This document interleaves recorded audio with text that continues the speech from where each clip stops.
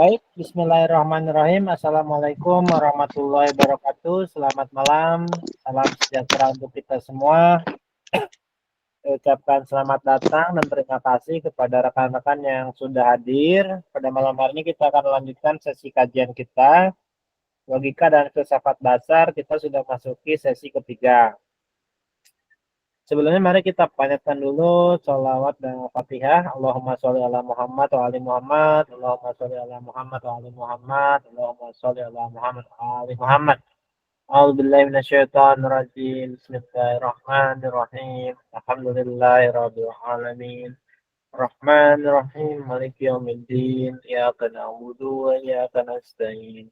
اهدنا الصراط المستقيم صراط الذين أنعمت عليهم غير المغضوب عليهم ولا الضالين.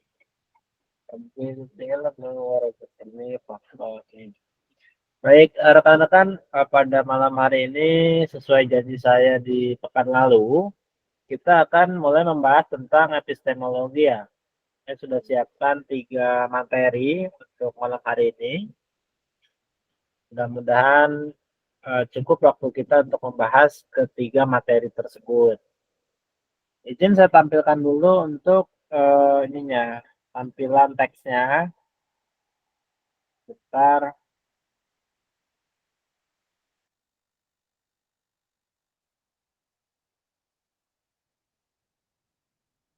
Oke, sudah tampil ya. Jadi dalam sesi ini kita akan ada 3 topik yang kita bahas terkait epistemologi. Yang pertama ini kita membahas tentang pengantar epistemologi dan definisi dasar. Jadi kalau mungkin sudah banyak juga yang mengulas dan sudah paham sebetulnya sedikit banyak tentang epistemologi itu, bahwasanya epistemologi adalah cabang filsafat yang mempelajari sifat, sumber, dan batas pengetahuan manusia. Kata epistemologi itu berasal dari bahasa Yunani, terdiri dari 2 kata, epistem dan logos. Epistem berarti pengetahuan, adapun logos berarti ilmu. Nah, oleh karena itu, epistemologi dapat diartikan sebagai ilmu pengetahuan yang mempelajari sifat dan sumber pengetahuan. Jadi ilmu atau teori atau pengetahuan atau susunan disiplin begitu, disiplin keilmuan yang membahas tentang pengetahuan itu sendiri. Jadi subjeknya yang dibahas adalah ilmu dan apa saja yang sifat-sifat dari subjek tersebut, yaitu pengetahuan atau ilmu itu sendiri. Nah, dalam mempelajari ilmu itu, ilmu tentang ilmu lah begitu ya, itu epistemologi memiliki beberapa konsep dasar. Ini hanya sebagiannya saja yang diungkap konsep dasarnya, antara lain seperti kebenaran. Jadi apa itu kebenaran, kemudian justifikasi atau pembuktian atau dukungan untuk membenarkan suatu pengetahuan, itu disebut justifikasi. Kemudian ada keyakinan dan sebaliknya ada juga keraguan. Jadi dalam epistemologi itu juga terdapat beberapa teori mengenai sumber-sumber pengetahuan. Contohnya seperti rasionalisme, empirisme, dan juga ada skeptisisme. Nanti kita bahas lebih detail. Kira-kira ini gambaran umumnya dulu. Nah, jadi rasionalisme itu mengatakan bahwa sumber pengetahuan manusia adalah akal budi. Sehingga dikatakan bahwa pengetahuan yang diperoleh melalui akal dan budi itu dianggap lebih handal daripada pengetahuan yang diperoleh melalui pengalaman empiris. Di seberangnya ini empirisme, kebalikannya. Empirisme mengatakan bahwa sumber pengetahuan manusia itu pengalaman empiris. Sehingga yang diperoleh melalui pengalaman empiris itu bagi empirisme lebih handal daripada pengetahuan yang diperoleh melalui akal budi. Itu pemetaan sederhananya. Adapun skeptisisme itu teori yang mengatakan bahwa manusia tidak bisa sepenuhnya mengetahui kebenaran suatu proposisi atau pernyataan ya. Jadi dalam skeptisisme itu pengetahuan manusia itu selalu terbatas dan tidak pernah dapat mencapai tingkat kepastian yang utuh atau mutlak. Kemudian dalam epistemologi juga terdapat beberapa konsep dasar lainnya seperti justifikasi, yaitu dasar atau bukti pendukung kebenaran suatu proposisi. Kemudian konsep lainnya tentang keyakinan, yaitu perasaan yang diyakini oleh seseorang atau subjek pengetahuan, orang yang mengetahui itu meyakini bahwa proposisi itu benar. Adapun keraguan kebalikannya itu ketidakpastian atau tidak percaya terhadap kebenaran suatu proposisi. Nah, kira-kira seperti itu sehingga dapat disimpulkan bahwa epistemologi adalah cabang filsafat yang mempelajari sifat, sumber, dan batas pengetahuan manusia. Dalamnya ada beberapa konsep dasar yang penting dipahami seperti rasionalisme, empirisme, skeptisisme, justifikasi, keyakinan, dan keraguan. Nah, dengan memahami konsep-konsep dasar ini, kita berharap dapat memperoleh pemahaman yang lebih mendalam tentang sifat dan sumber pengetahuan manusia. Kita lanjutkan sedikit lagi untuk memperdalam materi pengantar ini. Epistemologi dengan kata lain juga berusaha untuk menjawab beberapa pertanyaan-pertanyaan mendasar terkait pengetahuan. Seperti apa yang bisa kita ketahui, bagaimana kita bisa mendapatkan pengetahuan, dan apa kriteria validitas dari suatu pengetahuan. Atau dengan bahasa lain dikatakan bahwa epistemologi berusaha untuk memahami sumber, metode, dan batasan-batasan pengetahuan manusia. Ini kembali kita coba telisik lagi istilah justifikasi. Itu proses pembuktian atau pembenaran mengenai kebenaran suatu pernyataan atau keyakinan.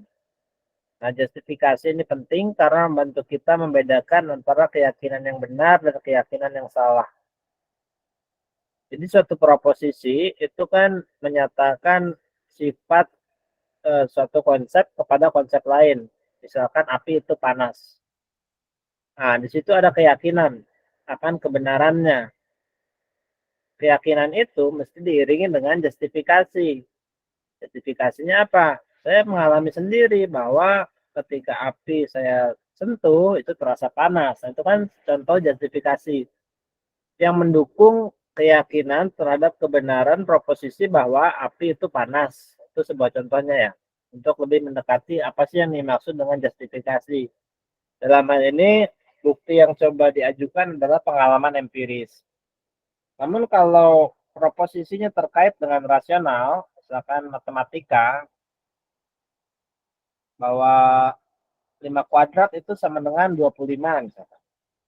Dan Anda meyakini kebenaran itu, Anda perlu memiliki justifikasi. Bagaimana membuktikan bahwa 5 kuadrat itu sama dengan 25.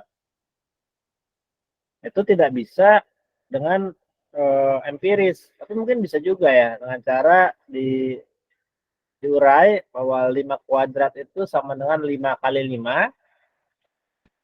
Kemudian 5 kali 5 itu sama dengan 5 tambah 5 tambah 5 tambah 5 tambah 5 gitu kan, 5 kali ya. Sehingga secara empiris coba kita kumpulkan 5 katakanlah 5 kelereng dijumlahkan dengan 5 kelereng lagi terus begitu 5 kali sehingga terkumpul seluruhnya dihitung 1, 2, 3 terus ternyata ada 25. Nah, itu contoh pembuktian justifikasi kebenaran 5 kuadrat sama dengan 25 secara empiris begitu kan. Jadi kalau kita tidak lakukan secara empiris, maka secara rasional itu bisa juga dengan justifikasi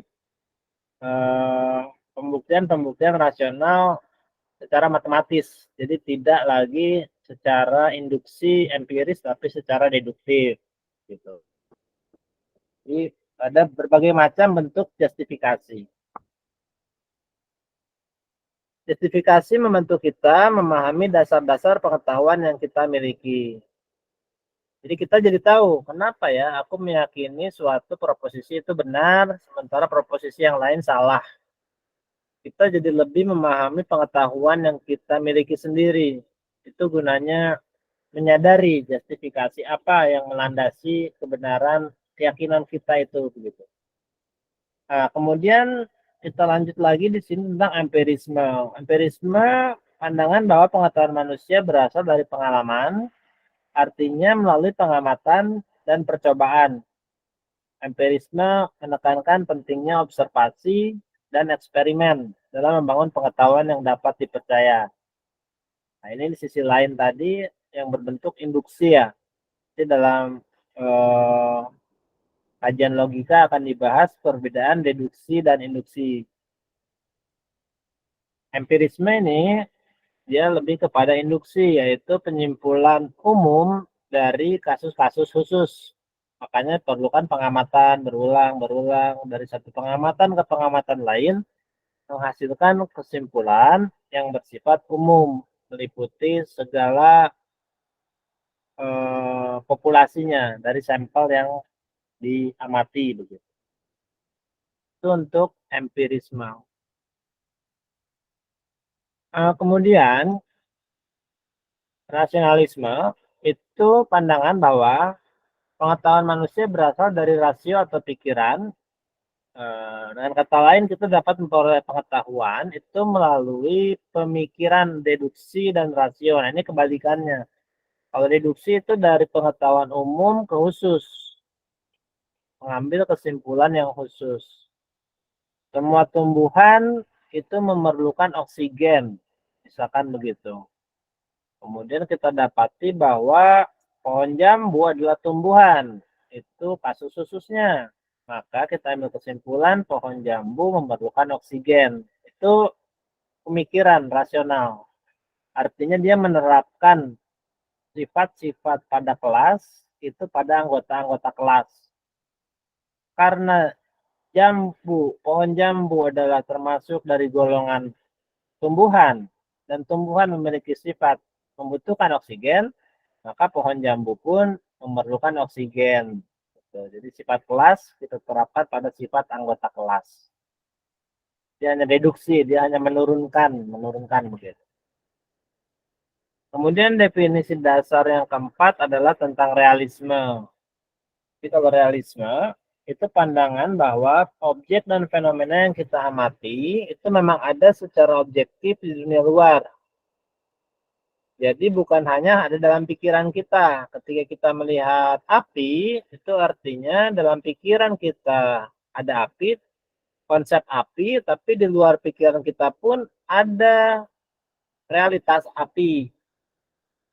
Atas dasar ini realisme menekankan bahwa pengetahuan kita tentang dunia seharusnya mencerminkan realitas yang ada di luar diri kita. Jadi pengertian kita tentang api yang ada di dalam benak itu semestinya mencerminkan realitas api yang ada di alam, gitu kan. Sehingga benar, dikatakan benar itu ketika pengetahuan dalam benak kita sesuai dengan realitas api yang ada di alam. Kurang lebih seperti itu. Kemudian yang kelima yang terakhir tentang skeptisisme, itu pandangan bahwa pengetahuan manusia selalu terbatas dan tidak bisa dianggap benar secara mutlak. Ini dia menekankan pentingnya kritis dan skeptis dalam mempertanyakan keyakinan kita sendiri serta mempertimbangkan sudut pandang lain yang berbeda. Jadi tidak secara serta-merta mudah menerima fenomena secara permukaan, tapi berupaya mencari sebab musababnya di balik fenomena tersebut. Gitu.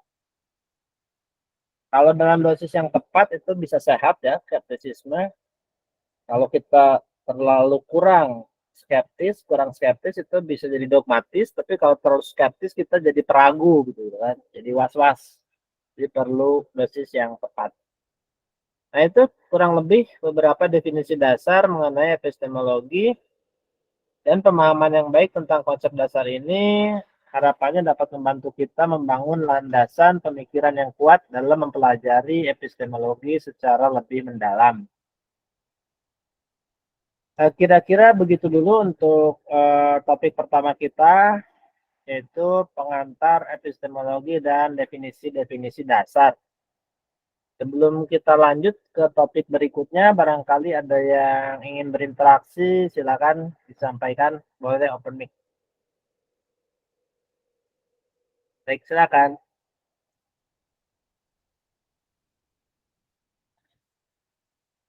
Ini ada Kak Anwar Sanusi, selamat bergabung. Kak Azhar Palal, Gufron Yani, Mahfud Masrolin, Naila Sajida, Kak Pancar, selamat bergabung. Kak Rizky Nuriman. Mungkin ada feedback dulu, pertanyaan, sanggahan, atau pendapat lain, atau melengkapi, silakan. Aku mau nanya, Silakan Kak Pancar. Dengan penjelasan tadi, apakah empiris dan rasionalis itu bertentangan gitu? Apakah seseorang harus memihak ke salah satunya secara general? Jadi kayak, oh aku ini empiris, dan kalau aku udah bilang aku empiris, maka aku tidak bisa jadi rasionalis. Bukan tidak bisa jadi rasionalis ya, maksudnya tidak bisa memegang kedua status tersebut, atau keduanya nih bisa digabung-gabung saja, tapi dalam konteks-konteks tertentu, kayak misal empiris pada bagian ini, rasionalis pada bagian ini, begitu. Gimana Mas Andi? Oke, bisa dipahami pertanyaannya. Jadi apakah itu bersifat eksklusif ya, ketika seorang rasionalis maka tidak bisa empiris, dan sebaliknya ketika seorang memilih menjadi empirisis berarti dia menolak rasional gitu. Baik, sebelum saya tanggapi mungkin ada tanggapan dulu dari yang lain biar lebih interaktif ya. Mungkin ada pandangan dari Kak Rizky, Kak Gufron biar lebih dinamis gitu. Nanti saya coba komentar juga begitu. Silakan Kak Gufron, mungkin menurut Kak Gufron gimana? Apakah rasional dan empiris itu saling menegasikan begitu, berlawanan, ataukah bisa dikompromikan, atau mungkin ada alternatif yang ketiga misalkan?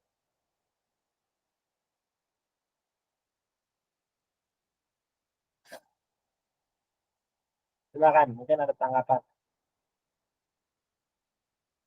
Dari Kak Pancar sendiri juga boleh, mungkin sebelum saya tanggapi ada kepikiran gitu, sebenarnya begini gitu. Kita akan ini ya, sharing dulu ya. Oke. Kalau dari teks yang tadi dibacain sih, aku rasa bisa dimunculkan opsi ketiga, yaitu di mana ya, kita bisa dalam suatu hal menjadi seorang yang empiris, dalam suatu hal menjadi seorang yang rasionalis. Karena kalau nggak salah ya, ini senangkepnya aku aja, tulisan tersebut kan kurang lebih mengatakan pengetahuan itu ada dua. Pengetahuan itu bisa didapat dari sumber dari secara empiris dan juga secara rasionalis. Jadi kayak ada dua sumber. Aku nangkepnya gitu kalau dari teks ini ya. Cuma aku pernah nonton bahasan YouTube tentang empiris dan rasionalis.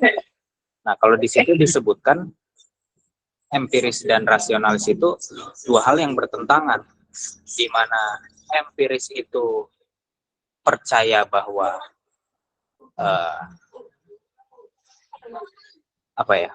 pengetahuan dari sesuatu itu tidak terikat pada subjeknya, sedangkan rasionalis percaya pengetahuan dari sesuatu itu terikat dengan subjeknya. Misal gini, kalau yang empiris itu pohon, ada pohon.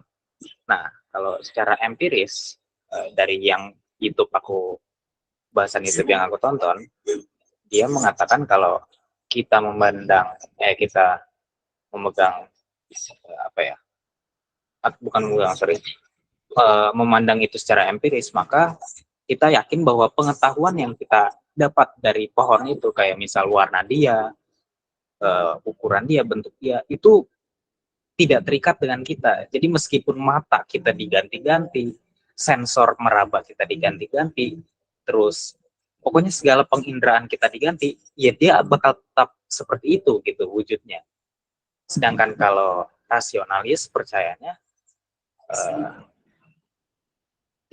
ya sesuatu itu, suatu pengetahuan itu terikat pada subjeknya. Kayak misal tadi pohon, pengetahuan kita yang kita dapat dari pohon, kalau kita memegang pandangan rasionalis, kita mengakui bahwa pengetahuan yang kita dapat tidak mungkin lepas dari sejauh mana kemampuan mata kita, sejauh mana kita mampu mencium, pokoknya mampu mengindra gitu. Jadi apa ya?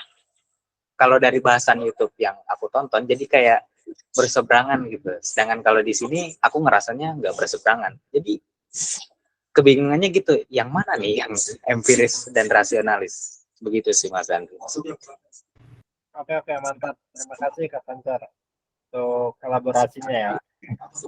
Oke, saya coba cermati tadi tentang yang dari YouTube Kak Pancar simak itu, tentang keterikatan satu pengetahuan terhadap subjek, maksudnya yang mengetahuinya ya, melihat satu pohon, tekstur, warna, begitu kan, bentuknya, itu apakah terikat oleh subjek atau tidak gitu.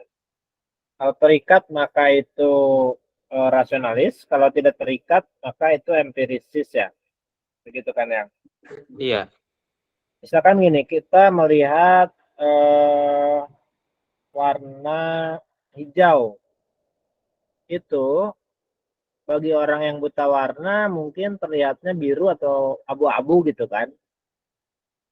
Itu kan berarti perbedaan tekstur atau struktur mata mempengaruhi visualisasi dari suatu objek ya, bagi si subjek begitu kan. Jadi perbedaan struktur mata pada orang yang melihat mempengaruhi penglihatannya gitu kan. Tapi apakah mempengaruhi objeknya? Katakanlah kita melihat sebuah jeruk ya, buah jeruk yang bagi mata umumnya itu berwarna hijau, tapi bagi yang buta warna itu warna lain begitu. Apakah kemudian itu mengubah jeruknya begitu? Nah, yang saya ingin klarifikasi itu bagaimana itu posisinya empirisme dan rasionalisme, karena salah satu yang membedakan juga rasionalisme dan empirisme itu adalah ide bawaannya. Bahwa rasionalisme itu menganggap sebelum manusia mengindra apapun, itu sudah memiliki pengetahuan bawaan dari sejak lahir. Terinstal begitu. Apakah itu ide tentang ruang, tentang waktu, begitu. Atau ide tentang apa ya, keberadaan misalkan. Jadi dia tidak tergantung secara empiris, a posteriori, istilahnya itu setelah pengalaman. Sebelum ada pengalaman kita sudah tahu. Nah, itu salah satu bentuk apa namanya rasionalisme. Itu diturunkan menjadi pengetahuan indrawi itu memerlukan kerangka kategoris yang sudah diketahui sebelum mengindra, sebelum pengalaman gitu. Sedangkan empirisisme itu enggak ada tuh pengetahuan bahwa manusia lahir dalam keadaan kertas kosong gitu kan, tabula rasa. Hanya mungkin terjadi pengetahuan itu setelah adanya pengalaman a posteriori gitu kan. Nah, terkait hubungan dengan subjek itu, apakah ada kemungkinan kebalik gitu? Bahwa bagi rasionalisme itu justru dia tidak terikat dengan subjek, artinya lebih kepada objektif. Atau memang empiris yang maksudnya lebih objektif itu ya? Kan maksudnya gitu ya? Sesuatu benda itu, keberadaan itu tidak dipengaruhi oleh subjeknya. Gitu kan? Tidak dipengaruhi oleh subjeknya. Dia materi itu begitu keadaannya baik diketahui atau tidak diketahui. Jadi dia lepas dari pengetahuan kita, tidak dipengaruhi oleh pengetahuan kita. Sementara kalau idealisme begitu seolah-olah kesadaran kita ikut mempengaruhi objek itu gitu. Karena yang mendasar itu ide, bukan materi gitu. Jadi antara subjektivisme dan objektivisme begitu. Mudah-mudahan nggak tambah pusing ini. Cuman intinya adalah dalam satu segi itu positioning rasionalisme dan empirisisme itu tampak berlawanan secara ininya ya, secara prinsip dasarnya begitu. Nah, kalau mau diterapkan pada wilayah-wilayah yang ini kita pakai empiris, yang ini pakai rasional, itu artinya hanya sebagai metodologi, bukan sebagai ideologi. Ini kan isme itu jadi paham ya, rasional. Itu hanya sebagai suatu rasionalitas dan empirikal gitu kan, bersifat empiris dan bersifat rasional, tapi bukan rasionalisme, bukan empirisme gitu. Kalau sudah diimbuhi isme itu berarti suatu pandangan dunia gitu kan, suatu pegangan hidup lah istilahnya gitu. Jadi sebuah ideologi. Nah kalau sudah ideologi itu biasanya lebih close close system gitu ya, sistem tertutup gitu. Dia eksklusif gitu. Jadi kita buka isme-ismenya itu menjadi empirikal sama rasional gitu kan. Ada hal-hal yang bisa lebih cocok secara rasional, hal lain secara empirikal. Jadi kita buka ismenya itu. Kak Rudi, angkat tangan mungkin bisa interupsi dulu, silakan Kak Rudi.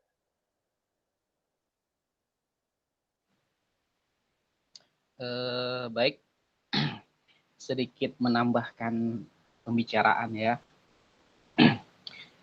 Sebelumnya terima kasih atas waktunya. Mengenai terkait dengan rasional dan empiris ya, Kak ya. Ya, silakan Kak. Mungkin terlebih dahulu,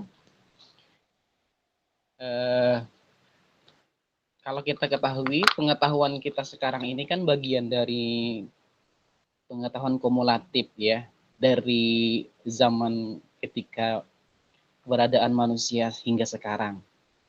Ya, seakan bentuk seperti estafet pengetahuan.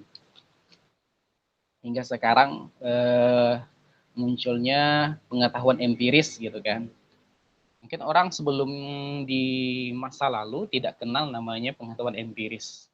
Pengetahuan yang mereka ketahui apa pengetahuan yang mereka lihat atau objek yang mereka lihat.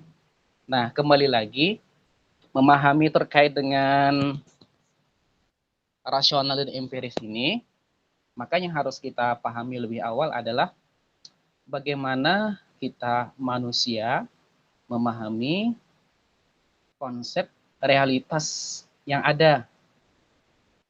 Nah, kalau kita berbicara realitas, tentunya diawali dengan kita sebagai manusia yang diberikan kemampuan, mempunyai kesadaran.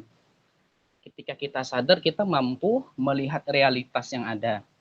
Bahkan secara ilmu biologi juga, tidak semua makhluk hidup itu, ini secara pandangan manusia, ketika manusia mengamati kehidupan, mengamati realitas, bahwa tidak semua makhluk itu tahu dengan realitas. Hanya makhluk hidup yang punya kesadaran tinggi, seperti kita manusia ini yang bisa mengetahui realitas itu.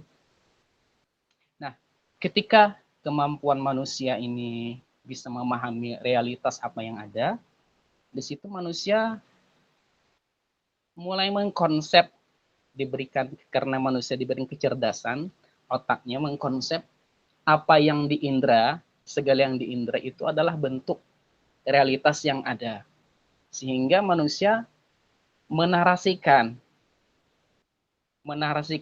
realitas yang ada itu muncul sehingga muncul berbagai pendapat, ide dan sebagainya.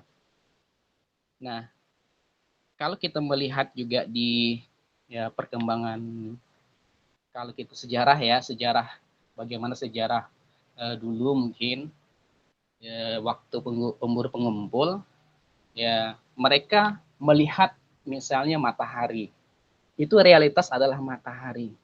Lalu ketika mereka melihat matahari, mereka mengasumsikan, menarasikan bahwa matahari ini punya kemampuan magic, bahwa lebih kuat, sehingga mengasumsikan, oh ini ada lebih kuat yang menciptakan matahari. Mungkin matahari ini adalah dewa mereka. Nah, muncullah kalau kita bahas hingga sekarang, estafet pengetahuan sampai sekarang ke empiris, maka secara empiris mempelajari ternyata matahari itu bukan Tuhan. Tetapi pengetahuan-pengetahuan kita sekarang ini bagian dari estafet pengetahuan yang ada sejak lampau berkembang hingga sekarang. Jadi kalau saya mengatakan ini adalah bagian dari pengetahuan kumulatif manusia hingga sekarang. Mungkin sekarang kita berbicara terkait dengan empiris.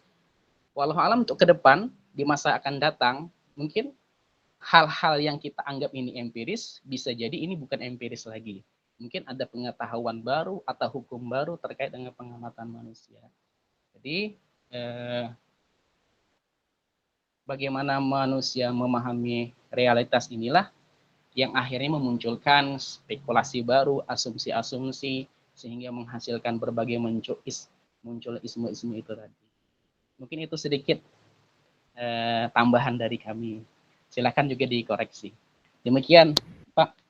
Makasih. Baik, terima kasih Kak Rudi, menarik sekali. Jadi dari pemaparan Kak Rudi tadi bisa kita sadari ya bahwa skup atau lingkup pengetahuan kita itu tidak terlepas dari sumbangsih kumulatif, baik orang-orang yang telah lalu maupun yang saat masih hidup begitu ya, sudah meninggal maupun yang masih hidup, di mana itu terakumulasi dan itu dipengaruhi oleh pengalaman sehari-hari yang dia saksikan dan membentuk konsep-konsep gitu kan, seperti matahari itu dibayangkan sebagai dewa begitu. Namun seiring dengan berkembangnya teknologi, teleskop, misalkan begitu, astronomi, kemudian konstelasi pengetahuan itu kemudian terkoreksi begitu ya.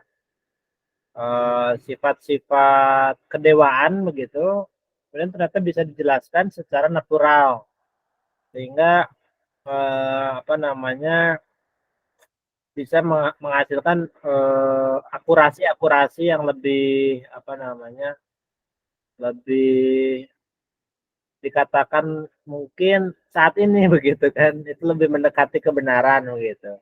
Dan asumsi-asumsi yang glorify begitu, yang dianggap melampaui dari realitas yang sesungguhnya, itu kemudian dikikis atau difalsifikasi begitu kan, digugurkan, sehingga konsep dewa dewi itu mungkin tidak relevan, namun bisa relevan dalam penafsiran lain atau untuk pemaknaan kehidupan di wilayah yang lain kan begitu. Nah, itu artinya apa? Artinya bahwa nalar hasrat kita untuk mengetahui itu tidak terlepas dari apa yang sudah kita ketahui sebelumnya, baik dari bacaan, dari pengalaman umat manusia, maupun dari kemungkinan alat-alat pengetahuan, baik itu empiris, rasional, seperti matematika, kalkulus, begitu kan.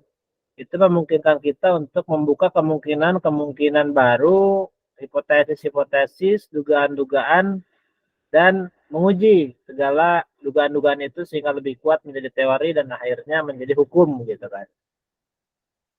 Namun tidak menjadi sebuah kemutlakan, dalam arti masih bisa terus direvisi dan direvisi. Artinya jangan pernah puas dengan pengetahuan yang sudah ada, namun terus menggali begitu kan ya intinya Kak Rudi ya. Nah, ini ada Kak Anwar, sudah angkat tangan, silakan Kak Anwar. Baik, terima kasih waktunya. Saya ingin menanyakan terkait empiris sama tadi apa?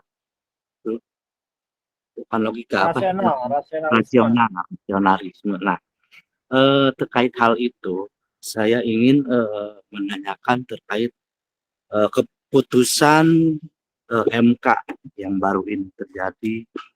Nah, jika dikonstruksikan sebagai putusan itu, apakah perbedaannya di empiris sama di rasionalisme ini?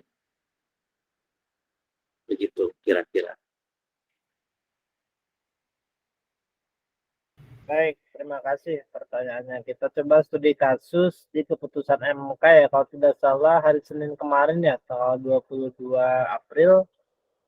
Yang mohon koreksi kalau saya salah, karena saya hanya membaca sekilas-sekilas begitu, bahwa putusannya menolak gugatan pemohon secara keseluruhan, baik dari kubu 01 maupun 03 ya, begitu. Artinya bahwa dengan kata lain dinyatakan bahwa tidak ada perubahan ketetapan KPU itu sudah final. Mungkin begitu ya kurang lebih, Kak Anwar Sanusi ya, saya klarifikasi dulu. Iya betul. Tapi kan di situ ada dua kubu yang bertentangan antara kubu filsafat sama kubu yang rasionalis. Maksudnya yang empiris gitu. Menurut fakta-fakta yang ada dan di situ ada bertentangan dengan yang filsafat itu, sebutlah Rocky Gerung gitu kan. Bahwa keputusan MK itu tidak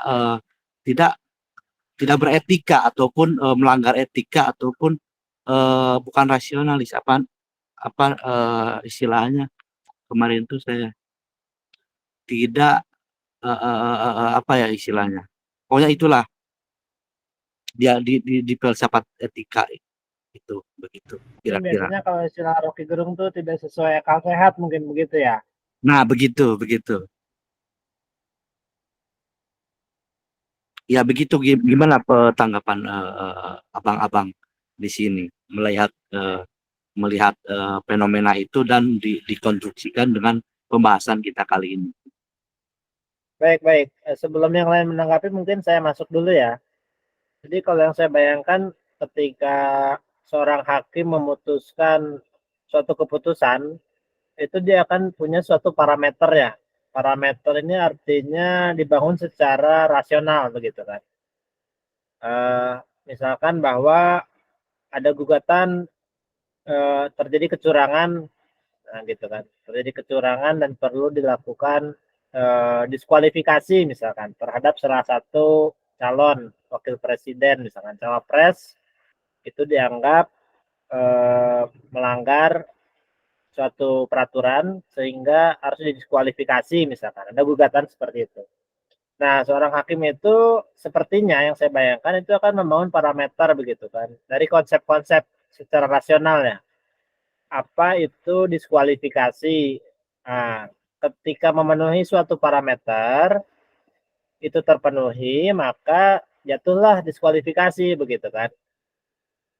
Entah itu misalkan ada suatu pelanggaran yang fatal begitu, atau melanggar etika berat misalkan, entah apapun itu. Artinya dia membangun dulu parameter. Ketika itu terpenuhi maka hukuman jatuh, ketika tidak terpenuhi hukuman tidak jatuh begitu kan secara rasionalnya. Adapun secara empirisnya itu fakta-fakta di lapangan yang dikumpulkan secara detail satu persatu. Nah, di sini pembuktiannya untuk membuktikan apakah parameter itu terpenuhi sehingga dilakukan diskualifikasi atau dianggap tidak memenuhi sehingga tidak diskualifikasi. Kurang lebih begitu ya sederhananya ya. Jadi keterkaitan antara rasional dan empiris. Rasional itu membangun parameter, empiris itu mencari bukti-bukti apakah parameter itu terpenuhi atau tidak, kira-kira begitu. Nah, adapun dalam kasus yang kita kita kupas ini, kasus keputusan MK, itu asumsinya katakanlah hakim itu memutuskan berarti kan bahwa parameter itu tidak terpenuhi. Jadi tidak terkumpul bukti-bukti yang cukup bahwa suatu paslon itu memenuhi syarat untuk didiskualifikasi, gitu kan? Kira-kira begitu sih. Adapun apakah benar memang demikian adanya atau tidak, nah di situ biasanya sudah masuk opini begitu kan. Dikatakan bahwa ini hakimnya terkooptasi atau ada tekanan dari pihak-pihak tertentu. atau misalkan punya kedekatan ideologis atau ada kepentingan lain, itu kan hal di luar ya. Tapi kita terkait filsafat ini, katakanlah gugatannya etis bahwa pencalonan, kita sebut saja merek ya, Gibran misalkan, itu tidak etis begitu. Nah, itu kan parameternya dibangun, etis atau tidak etis, kemudian ketika tidak etis apakah berarti harus didiskualifikasi atau tidak, itu kan secara rasional. Nah, gugatan-gugatannya pun secara rasional. Tapi kalau masalahnya adalah pembuktiannya terpenuhi atau tidak, itu gugatannya secara empiris. Apakah bukti yang diajukan itu valid, bisa dipercaya, atau itu bukti-bukti palsu begitu kan. Jadi nanti perdebatannya bisa secara rasional di masalah parameter atau bisa juga secara empiris di masalah kevalidan data gitu kan. Mungkin itu dulu. Yang lain silakan menanggapi. Kak Rudi sudah angkat tangan atau Kak Anwar ingin respon silakan. Saya ingin menanggapinya. Berarti si hakim ini kan mengambil keputusan itu sesuai dengan empiris. Tadi bertentangan dengan eh, rasionalis itu dikesampingkan begitu kira-kira ya.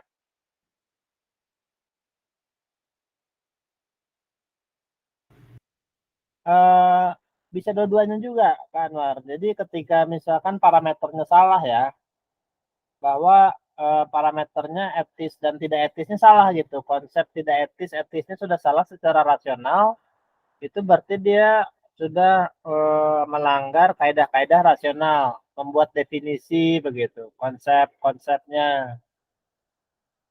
Nah, ketika sudah salah konsepnya, maka pembuktiannya pun akan tidak apa ya. Jadi katakanlah etis itu ketika seseorang berbuat curang pun bisa tetap etis misalkan begitu kan, itu konsepnya sudah salah secara rasional. Maka ketika terkumpul bukti bahwa dia memang curang, ya tetap dianggap etis gitu kan, karena sudah salah sejak rasional. Tapi kalau rasionalnya benar bahwa curang itu tidak etis, maka harus diskualifikasi secara konseptualnya, secara rasionalnya. Kemudian bukti-buktinya itu mendukung terpenuhi itu curang misalkan, tapi kemudian dia bilang tidak memenuhi. Nah, berarti kan dia menyelisihi di sisi empirisnya. Dia tidak mau mengakui bahwa bukti-buktinya sudah cukup begitu. Secara rasional sudah benar, tapi secara empiris dia salahnya di empirisnya gitu kira-kira. Mudah-mudahan nyambung nih. Silakan Kak Rudi. Baik, menanggapi. Namun sebelumnya tadi menambahkan terkait dengan penjelasan yang saya sampaikan tadi terkait dengan rasional dan empiris. Kembali dari pernyataan saya tadi, contoh rasional ya. Nah, ketika orang-orang dulu menyembah matahari, karena mereka berkeyakinan matahari itulah yang memberikan mereka kemakmuran, memberikan mereka energi kedamaian. Nah, ini konsepnya rasional. Ya, karena beririsan dengan keyakinan mereka. Bahwa matahari ini loh yang memberikan kita cahaya. Dengan cahaya tadi kita bisa beraktivitas dan sebagainya. Nah, rasional. Sedangkan empiris itu mengkaji secara objek ada yang diamati, ada yang diteliti betul apa tidak itu bahwa matahari itu Tuhan dan sebagainya. Jadi sehingga secara empiris maka matahari itu terbukti sekarang bukanlah Tuhan yang dipersepsikan oleh orang-orang dahulu. Nah, secara rasional orang yang masih meyakini itu rasional karena dia menganggap matahari memberikan. Jadi ada feedback balik. Termasuk mungkin kalau kita di Jepang ya, mungkin di Jepang itu kan banyak orang yang menyembah jembatan, menyembah ini. Secara feedback mungkin ada pengalaman pribadinya berasumsi bahwa gara-gara ini aku bisa sukses dan sebagainya. Dan mereka berkeyakinan dengan sepenuh hati. Secara rasional ini bisa dikatakan rasional, tapi tidak empiris. Secara empiris dibuktikan ini tidak benar. Tapi keyakinan yang sifatnya rasional ya personality atau subjek pribadi meyakini itu sebuah kebenaran, itu bisa jadi rasional. Mungkin ini di secara yang ini ya, terkait dengan politik, MK tadi, ini kita sudah masuk ke ranah nilai, sistem nilai. Nah, sistem nilai ini sudah bagian dari ranah empiris yang disepakati bersama. Apa itu nilainya? Seperti ada parameter ukurannya. Nah, terkait dengan pertarungan tadi, perpolitikan, itu sistemnya rasional. Tidak peduli nilai apapun, yang penting menang. Artinya kan setiap kandidat berusaha menafikan semua nilai yang ada. Tujuan akhirnya adalah menang. Ini sistem daripada ini mungkin secara fakta ya, bagi yang ikut politik paham sendirilah gitu kan. Yang mana nilai ini dibuat hanya membatasi ruang gerak. Sebenarnya tujuan akhirnya adalah menang, dapat posisi, dapat jabatan dan sebagainya. Dan juga secara nilai sendiri, ketika kita perhatikan nilai dengan ini, di nilai itu juga nilai yang kita sepakati bersama, yang dibuat oleh orang-orang yang punya kekuasaan, menentukan nilai ini kan ambigu jadinya. Nah, sehingga kalau dari putusan yang ini dari saya pribadi, hasil dari MK itu bagian daripada empiris. Apapun yang sudah disepakati bersama hukum, itu adalah bagian dari empiris yang sudah ada nilainya, ada kesepakatannya, ada kesalahannya. Terkait dengan pertarungan itu rasional. Kalau berbicara akhir, kita ini berbicara terkait dengan empiris. Empiris kan sudah menjadi nilai yang disepakati bersama, ada parameter ukurannya. Terkait benar tidak, pertanyaannya apakah seperti halnya menggugurkan tadi itu sudah masuk bagian daripada nilai yang ada, karena kan saya tidak tahu juga ya, apakah tidak begitu mengamati isi daripada gugatan, boleh menggugat, tapi nilai yang disepakati ada hal yang menggugurkan itu. Kalau ada, memang itu harus. Ini nilai disepakati bersama. Kalau tidak ada, ini kembali kepada ranah politik lagi. Ada unsur kekuasaan, unsur yang bisa untuk merevisi dan sebagainya terkait dengan nilai-nilai yang disepakati bersama. Begitu, Pak. Terima kasih. Baik, terima kasih Kak Rudi. Kak Flamboyan, silakan. Udah angkat tangan. Ya, terima kasih kesempatannya. Ini saya mau nanya aja sih. Semoga nyambung sama yang pertanyaan awal tadi. Karena saya lumayan muter nih mikirin kalau pohon gitu. Kita tahu pohon apakah memang subjek atau objek atau siapa sih sebenarnya yang punya kendali atas pengetahuan itu ya. Walaupun seperti yang dijelaskan Pak Andri tadi bahwa empiris atau rasional itu kan berhubungan dengan tadi ya doktrin bahwa ada pengetahuan yang diambil lewat pengalaman. Sementara yang lainnya bilang pengetahuan ini diambil lewat bawaan, itu ide bawaan. Tapi saya muter gitu, ini apakah iya ya kalau misalnya pohon itu kita pengetahuannya lewat rasional itu berarti kita subjek dan lain-lain. Tapi kan seakan-akan kita diskusi membedakan total gitu bahwa oh ini empiris, ini rasional. Kalau misalnya hakim itu pasti empiris, nilai pasti begini dan lain-lain gitu. Tapi kan bukankah ada filsuf namanya Immanuel Kant yang mensintesiskan keduanya. Nah, mungkin Bang Andri bisa menjelaskan nih, sebenarnya yang dimaksud Immanuel Kant itu apa sih? Kenapa dia bisa bilang bahwa ya sebenarnya kita butuh konsep, tapi kita butuh pengalaman juga gitu. Nah, semoga bisa nyambung sama diskusi yang tadi yang MK dan lain-lain gitu. Makanya saya mau nanya dulu nih Bang Andri mungkin bisa mengelaborasi yang Immanuel Kant sebutkan sebagai sintetik a priori ataupun ya intinya penggabungan lah pendamaikan antara rasional dan empiris itu seperti apa dan implikasinya tuh seperti apa pada pengetahuan terapan saat ini gitu. Terima kasih. Baik. Terima kasih Kak Flamboyan. Baik, memang Immanuel Kant itu filsuf Jerman yang dia itu awalnya kalau saya tidak salah itu sangat rasionalis ya. Rasionalis, tapi kemudian dia berdialog dan berjumpa dengan filsuf empirisis, saya lupa kalau tidak salah David Hume. Itu kemudian dia terinspirasi gitu bahwa selama ini dia itu mengistilahkan dirinya dalam fase rasionalisme dogmatis gitu. Jadi menerima begitu saja apa yang dikatakan rasio tanpa menelahnya secara kritis. Maka dia karena terpukau dengan empirisme itu dia mencoba menelaah ulang apa sih dalam pengetahuan manusia itu unsur-unsur rasional dan unsur-unsur empirisnya. Atau dengan kata lain, dalam pengetahuan manusia yang manusia miliki itu, mana sih peran rasio dan mana peran indera begitu. Nah, dari pengkritisan dia, kritis ini bukan berarti menegasikan atau menolak ya, kan ada istilahnya itu critic of purism. Jadi kritik atas rasio murni gitu. Dia coba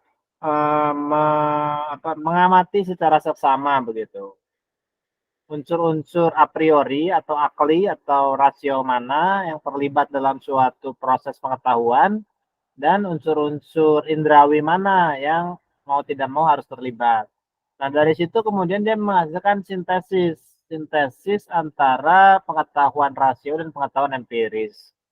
Kesimpulannya adalah bahwa suatu pengetahuan terjadi dalam diri manusia itu memerlukan keduanya, baik akal maupun indera, gitu. Misalkan ketika kita melihat warna hijau misalkan, di situ ada peran akal dan ada peran indera. Peran akalnya apa? Ada kesadaran kan di situ. Meskipun mata kita terbuka tapi kita sedang tidur, itu kita tidak akan melihat warna hijau, gitu kan. Kemudian yang kedua, ada konsep warna hijau yang bisa kita bedakan dari warna merah, warna putih, warna hitam. Berarti ada kategori di situ. Kita bisa mengkategorikan pengalaman indrawi kita, gitu kan. Berarti ada memori, gitu kan. Ada penyimpanan di situ, ada akal di situ kan. Itu bukan indera. Mata itu kan nggak menyimpan memori kan, berarti ada akal di situ, memori. Dan ada kategorisasi, ada wadah-wadah penyimpanan memori itu. Warna beda dengan tekstur. Tekstur itu disentuh oleh kerabaannya dengan kulit. Pohon tadi warnanya hijau, tapi teksturnya agak kasar misalkan. Itu kategori yang lain tuh. Tekstur sama kategori warna gitu kan. Dan seterusnya. Artinya pengetahuan data-data indrawi itu dikelola oleh akal gitu kan, oleh rasio. Jadi ada kerjasama di situ. Sehingga menghasilkan pengetahuan indrawi. Kira-kira seperti itu. Dia ada kerjasama. Di satu sisi ada pengetahuan semi bawaan ya, yang disebut dengan ruang dan waktu itu kategori-kategori yang sifatnya a priori. Namun baru kita sadari ketika sudah ada isinya, ketika sudah ada yang di dalam ruang dan di dalam waktu gitu. Jadi dia bersifat potensi begitu, di kategori ruang waktu itu. Ketika nggak ada benda-benda kita nggak bisa menyadari adanya ruang waktu. Jadi dia harus ada penginderaan, kemudian ruang waktu itu jadi kita sadari. Meskipun ruang waktu itu sendiri sifatnya di luar penginderaan gitu, kurang lebih. Mudah-mudahan bisa dibayangkan ya. Jadi dia itu mensintesakan semi rasional, semi empiris gitu. Semi bawaan, semi pengalaman gitu. Gimana Kak Pelamboyan? Iya, berarti kan ya ada sintesis tadi ya kerjasama antara yang empiris dan rasional. Berarti kan kalau misalnya kita studi kasus nih, apakah misalnya hakim itu menggunakan rasionya atau empirisnya dalam memutus suatu perkara? Kan kita mungkin berdasarkan teorinya Manuel Kant, ya dua-duanya dipakai gitu kan sederhananya. Ya mungkin itu sih, itu aja. Terima kasih. Ya betul, kurang lebih begitu. Dua-duanya dipakai gitu, betulnya. Kalau secara epistemologi ya. Gitu. Kak Pancar, angkat tangan silakan. Oke. Ya, terima kasih untuk kesempatannya. Mungkin untuk aku mau ngejawab dulu yang pernyataan terakhir, bukan menjawab sih, respon ya pernyataan terakhir dari Kak Flamboyan tadi. Ya kalau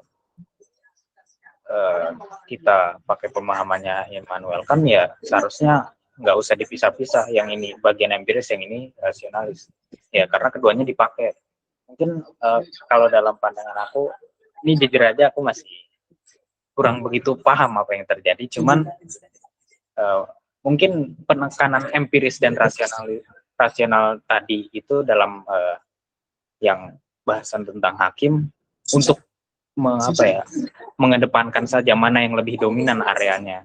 Jadi kayak maksudnya mengatakan empiris itu bukan benar-benar secara murni empiris saja, cuman dominannya empiris, begitu juga dengan rasional.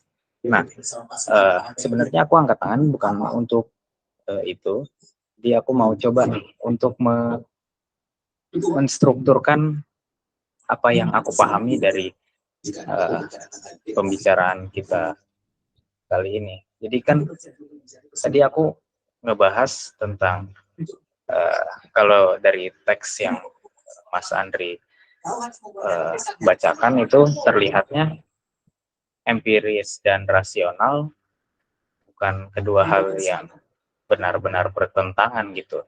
Sedangkan dari bahasan itu Paku tadi itu kedua hal yang bertentangan. Nah, dan aku mendapatkan jawabannya gini. Secara empirisme dan rasionalisme, atau secara pandangan, secara ide dasar, ya mereka bertentangan satu sama lain gitu. Kalau nggak salah begitu ya. Cuman dalam metode menemukan pengetahuan tidak. Dan kalau dalam metode pengetahuan metode pengetahuan bahasanya sudah bukan empirisme dan rasionalisme lagi, tapi empiris dan rasional gitu. Nah tadi aku ada kesalahan juga pakai katanya rasionalis. Nah kalau rasionalis kalau nggak salah itu merujuk pada orang atau sosok yang memiliki pandangan rasionalisme. Nah kalau empirisis orang yang atau sosok yang memiliki pandangan empirisme, kalau nggak salah begitu. Itu jawaban untuk yang aku dapat dari respon Mas Andri tadi. Nah, terus yang ke Immanuel Kant, kok bisa nih tadi secara ide dasar empirisme dan rasionalisme yang aku tangkap ya bertentangan, terus kok tiba-tiba bisa dileburkan atau ada sisi-sisi yang dileburkan sama Immanuel Kant. Jadi mereka ini benar-benar bertentangan apa enggak? Nah disitulah muncul kritik dari Immanuel Kant kalau sebenarnya yang disebut empiris itu yang disebut sebagai orang yang empiris itu ya juga pakai rasio, dan orang yang rasionalis itu juga pakai metode empiris. Jadi dileburkan di situ. Jadi singkatnya ya kalau disingkat ada dua isme, empirisme dan rasionalisme. Terus mereka bertentangan nih. Cuman seiring berjalannya waktu ada sosok bernama Immanuel Kant yang ternyata menyadari kalau keduanya nih nggak benar-benar bertentangan. Mereka punya perannya masing-masing gitu. Jadi ya balik lagi, tapi kalau secara ide awalnya banget yang murninya banget bertentangan. Itu nggak sih Mas Andri? Itu sih. Aku cuman pengen ngerangkum dan nanya, bener nggak rangkuman aku? Ya betul, kurang lebih begitu Kak Pancar. Jadi ada dua kubu gitu kan. Dua kubu ini saling menyerang satu sama lain dengan argumennya mengenai mana yang dapat diandalkan dan mana yang lebih sesuai realitas. Tapi kemudian Immanuel Kant mencoba mengkritik dirinya sendiri dan menemukan satu kenyataan bahwa pengetahuan itu tidak lepas dari keduanya. Ada peran masing-masing yang tidak tergantikan dan yang satu juga memerlukan yang lain gitu.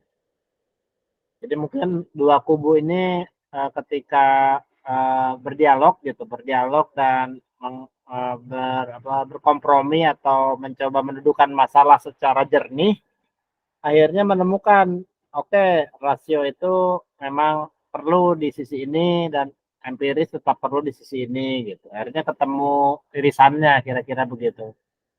Meskipun nanti akan terus muncul lagi temuan-temuan baru kan. Kalau dipikirkan ulang, dikritik ulang, nanti semakin akurat, semakin tajam, dan apakah nanti mungkin suatu saat tidak lagi relevan begitu antara rasionalisme dan empirisme ini ketika misalkan ditemukan suatu bahwa katakanlah dalam Buddha itu bahwa indera itu adalah bagian dari akal misalkan, atau bahwa akal itu adalah indera yang abstrak misalkan, kayak gitu kan sebenarnya jadi cuma gradasi aja gitu. Itu kan seolah-olah dualisme ya antara akal dan indera gitu. Jadi sudut pandang lain bisa asumsi yang berbeda akan menghasilkan medan pertempuran yang berbeda juga gitu kurang lebih. Ini sebenarnya sebagai bahan-bahan aja untuk kita mengelaborasi dan mudah-mudahan bermanfaat untuk semakin mencari lagi dan melengkapi begitu pengetahuan-pengetahuan kita untuk kedepannya kurang lebih begitu Kak Pancar. Jadi sudah tepat kurang lebih seperti itu rangkumannya tadi.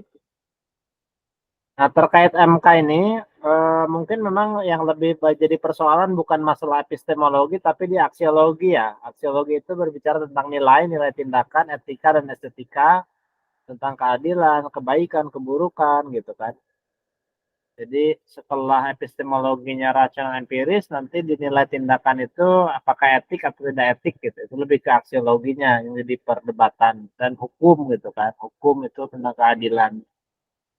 Nah itu perlu pembahasan khusus yang sifatnya mungkin filsafat hukum begitu.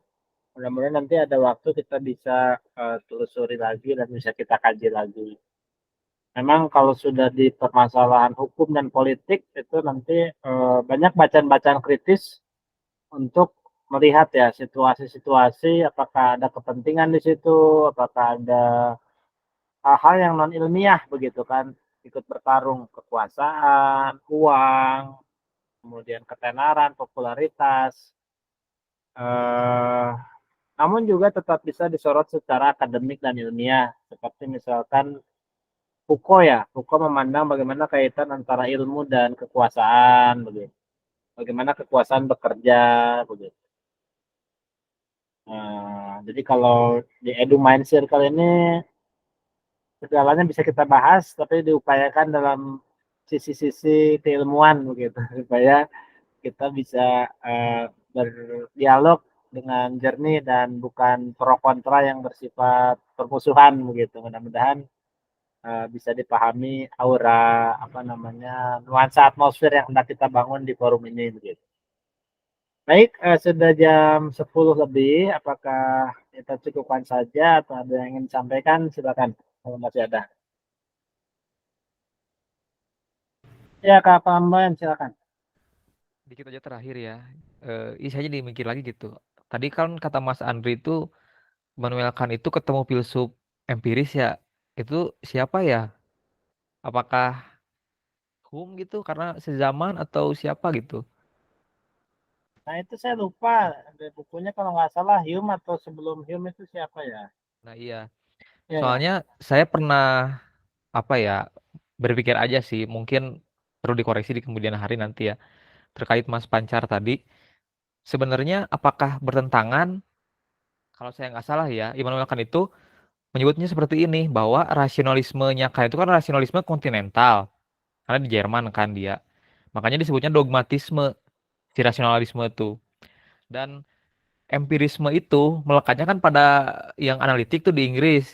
Jadi disebutnya skeptisisme. Nah, ini mungkin perlu dalam itu apakah emang David Hume nih yang mengedepankannya sehingga dibalas oleh Immanuel Kant. Makanya kesannya itu seperti tesisnya itu yang rasionalisme tadi si antitesisnya tuh yang empirisme gitu. Jadi dogmatisme versus skeptisisme. Nah, dia buat sintesis baru dari kedua hal itu. Nah, tapi ini saya perlu dalamin juga sih siapa yang dari Inggrisnya itu biar lebih jelas. Mungkin itu aja sih. Terima kasih. Oke, terima kasih. Nanti saya coba telah ulang. Mungkin di pekan depan bisa kita angkat lagi ya. Karena kita masih membahas epistemologi juga. Jadi kalau skemanya begitu mungkin memang tesisnya itu dogmatisme versus antitesisnya skeptisisme, kemudian sintesisnya kritisisme ya. Asap kritik terhadap ini, kritik terhadap itu. Tapi kritisisme ala Immanuel Kant begitu. Nanti kita bisa angkat lagi topik ini di pekan depan ya Kak Flamboyan. Terima kasih ya. Oke. Baik, mungkin kita cukupkan. Saya ucapkan terima kasih kepada rekan-rekan yang sudah hadir. Mudah-mudahan bermanfaat. Terima kasih. Selamat beristirahat. Sampai jumpa minggu depan. Wassalamualaikum warahmatullahi wabarakatuh. Selamat malam. Selamat beristirahat. Terima kasih. Waalaikumsalam warahmatullahi wabarakatuh. Terima kasih juga.